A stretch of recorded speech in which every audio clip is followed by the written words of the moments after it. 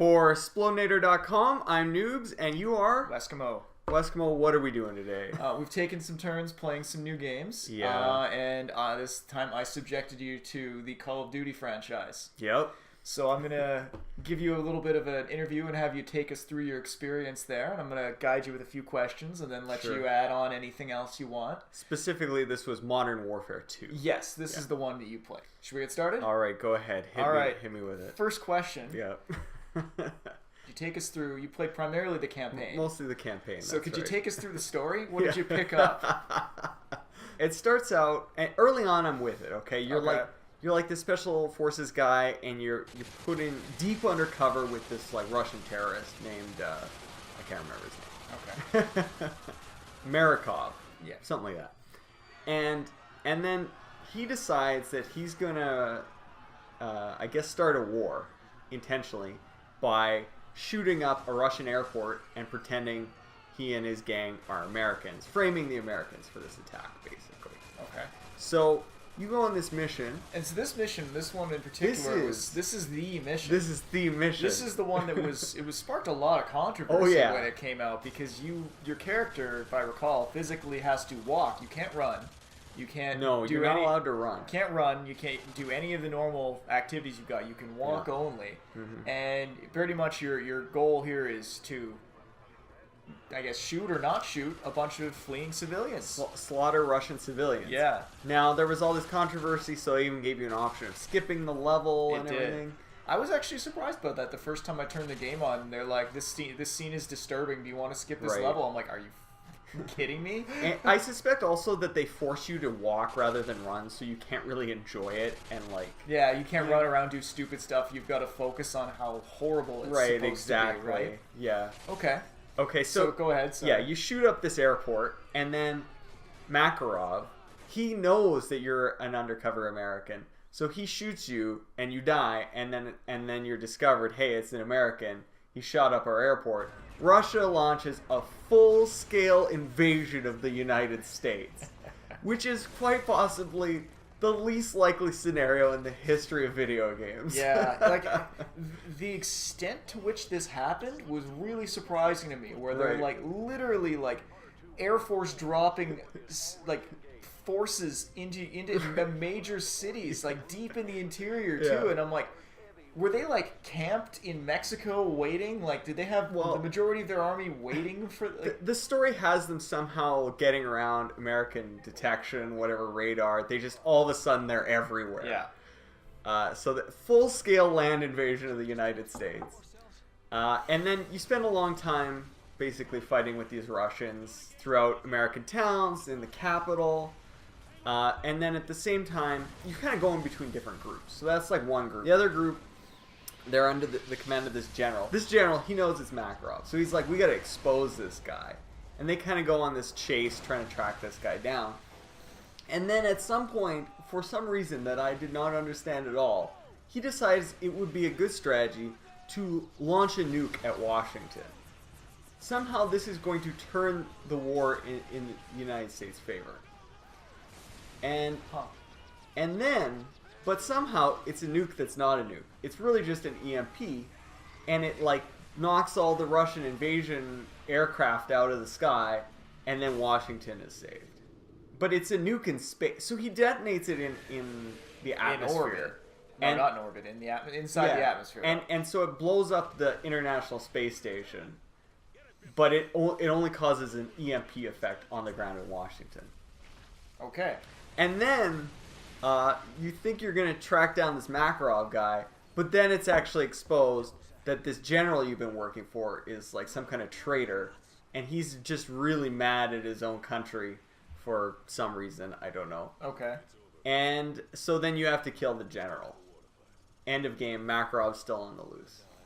Let's touch on graphics and sound for a little while. Now, this isn't exactly a new game for the Xbox 360. No. It's a little older, I think. So what did you think? How did it relate to your other, especially relate to like other FPSs and other games you might have played at that time period, even across other systems too? I was actually really impressed with the presentation overall. Yeah.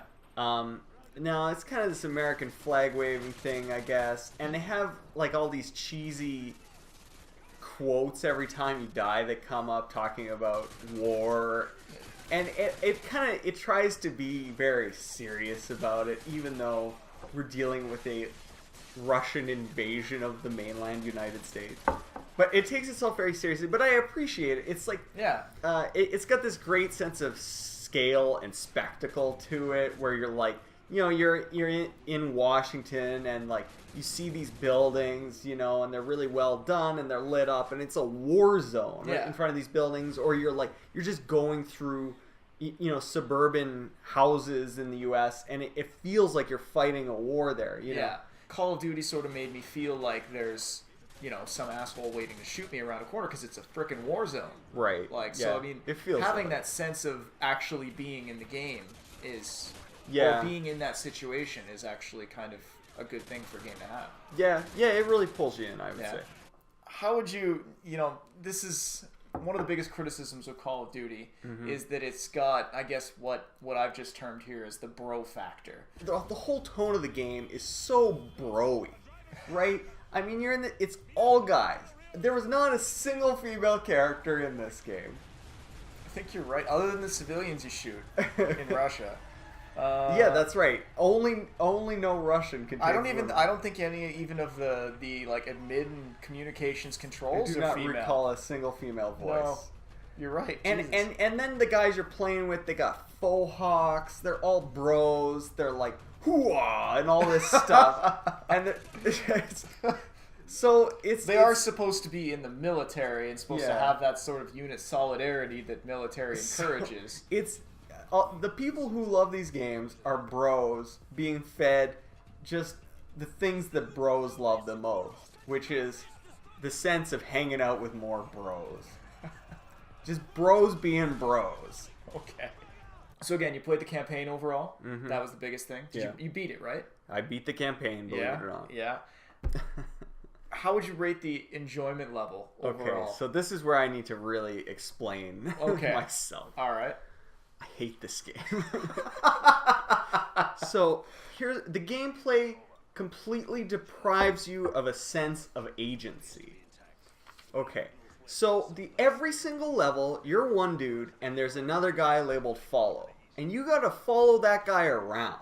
Now, the levels are quite linear anyways, which I'm fine with. That's okay. I don't mind not having big levels to explore. Mm-hmm.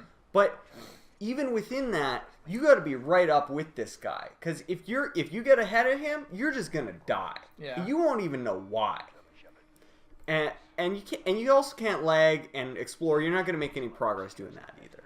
You have to be with this guy, and he will even sometimes give you specific instructions, like, you hit the guy on the left, I got the guy on the right. And you got to be paying attention to what he's telling you to do. And if you don't do what he tells you to do, you're either going to die, he's going to yell at you, something bad is going to happen. The only way to progress in this game is to do exactly what it wants you to do at all times. It is so fundamentally unfun to play a game that way. I actually think that that's a good feature of the game. Okay. And for the reason being is exactly what you were talking about before, of how it kind of makes you feel like you're in that war zone. Yeah. You're supposed to be in that squad. Mm-hmm. You're supposed to be a team member of that squad and supporting each other and sticking with and covering whichever flank is your they space. tell you to. Yeah. So, I mean, I think maybe for you it might have been better if you'd had your squad specifically backing you up and when you were giving orders. Yes. Rather than, you know, following orders yourself. That would be much better. For you. See, I don't know. A lot of people seem to like the you know, support role of, you know, someone in the middle of the squad sort of thing. I want to feel like I'm the one making progress in the game. It didn't feel like that. It didn't feel like I was really accomplishing things. I was just along for the ride. Okay. So what do you think? I know you've played a little bit of the multiplayer in your experience here. Mm-hmm. You've tried some LAN with some friends. Yeah, I've done that. We've had some Call of Duty. Yeah. You've done a little bit of the online. What did you think about that in general? And then maybe, you know, do you think you'd rather play with friends in LAN, or do you think you'd enjoy playing online competitively with people? Well, I mean, because I understand, like, that is the biggest draw of Call of Duty. That is why people. Why people play, is they play PvP online in a team-based sort of situation like that. Well, you said the word right there, team-based. Call of Duty is a lot of really knee-jerk reactions, a lot of people doing bullshit camps, sniping. I'm ruining your review here. No, this is good. But I found that the Call of Duty wasn't quite as geared, like the actual multiplayer wasn't quite as geared towards team play, just because you couldn't really have that kind of fast coordination. Yeah. The other thing that... this is from the campaign as well. This carries through. This is a basic gameplay element here. Is you die really fast. It only takes a couple shots to kill you. Yeah. And if you're playing against skilled opponents in the multiplayer, they are going to hit you before you knew what was coming. Yeah.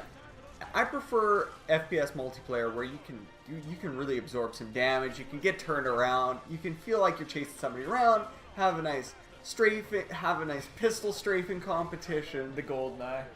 But even a Halo or something, Halo's much better in my opinion for multiplayer because you can really soak up some damage and you can have yourself a gunfight. No, you don't really have gunfights in this. You just die. Okay. Right? Maybe you just die. We've been rating these games as we've been playing them. And this is probably the most scathing of the reviews that we've issued so far. Yeah. Yeah, so what are we looking at for a score here out of 5? It's really tough. So, okay, I'm gonna rate this as though I'm buying this for $8 out of the used bin at EB Games. I'm just gonna play the campaign. So you're basically, and that's all you can really do with this game anymore, is because everybody else has bought 5 Call of Duty since. And they all play the multiplayers on that. So really, this game's only much good for the campaign right now anyway. So you're doing this as the filthy casual consumer who is picking up an old game out of the bargain bin. Yeah, bargain bin. And, whether or not it's worth someone to pay, not the $60 retail when you first bring it out, but you're rating the more... It's absolutely not worth it to me at $60, no way. But again, just for a bit of fun in the campaign, I want to... It's like it's a high 3. It's good enough that I'd be willing to play through the campaign real quick just to see what's up. So that's it. Let us know what you think of Call of Duty, and let me know how wrong I am in the comments section below. Probably pretty wrong. Don't forget to rate and subscribe.